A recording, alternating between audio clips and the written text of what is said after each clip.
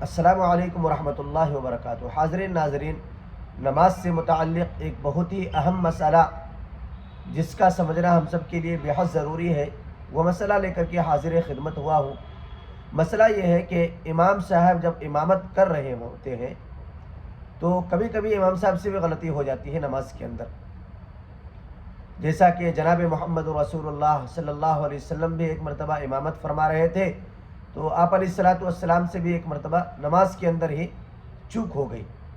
انسان ہے تو کبھی کبھی نماز کے اندر بھی ان سے غلطی ہو جاتی ہے، مثلا تیسری رکعت پہ بیٹھ گئے یا چوتھی رکعت پہ کھڑے ہو گئے یا کوئی اور ایسی غلطی ہو گئی امام صاحب سے۔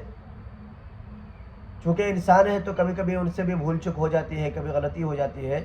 تو جب امام صاحب سے غلطی ہوتی ہے تو مقتدی احباب جو ہوتے ہیں ان کا کام ہوتا ہے لقمہ دے کر کے امام صاحب کو متنبہ کرنا، آگاہ کرنا کہ آپ سے غلطی ہو گئی ہے، آپ انہیں سدھار لیں۔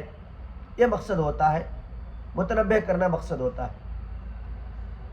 لیکن عام طور سے یوں دیکھا جاتا ہے کہ جب امام صاحب سے غلطی ہوتی ہے تو لقمہ اتنے زور سے دیا جاتا ہے اور لوگ اتنے زور سے آواز لگاتے ہیں کہ پوری مسجد گونج جاتی۔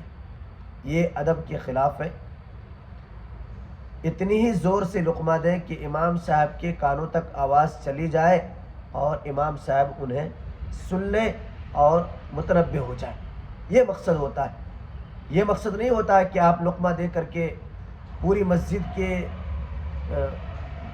میں اتنے زور سے آواز لگائیں کہ پوری مسجد گونج جائے اور تمام مقتدیوں کو پتہ چل جائے۔ یہ مقصد نہیں ہوتا۔ تو اس بات کا خاص خیال رکھیں، جب بھی لقمہ دینے کا موقع ملے تو اتنی ہی زور سے دیں کہ امام صاحب کے کانوں تک آواز چلی جائے، ورنہ اگر زور سے لقمہ دیں گے تو اس سلسلے میں امام صاحب کو تو آواز چلی جاتی ہے لیکن لوگوں کے دلوں میں بدگمانیاں آ جاتی ہیں۔ بہت سارے مقتدی احباب ایسے ہوتے ہیں جو بدگمانی کے شکار ہو جاتے ہیں کہ امام صاحب سے غلطی ہو گئی، امام صاحب کا دل دماغ مسجد میں نہیں ہے، نماز میں نہیں ہے۔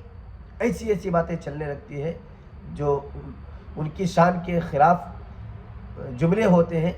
تو اس سے بچانے کا ایک راستہ یہ ہے کہ اگر امام صاحب سے اگر غلطی ہو جائے تو اتنی ہی زور سے لقمہ دیں کہ امام صاحب کے کانوں تک پہنچ جائے آواز اور امام صاحب متنبہ ہو جائیں اور اپنی غلطی سدھار لیں۔ اللہ تبارک و تعالیٰ سے دعا ہے اللہ تعالیٰ مجھے بھی اور آپ کو بھی عمل کرنے کی توفیق عطا فرمائے۔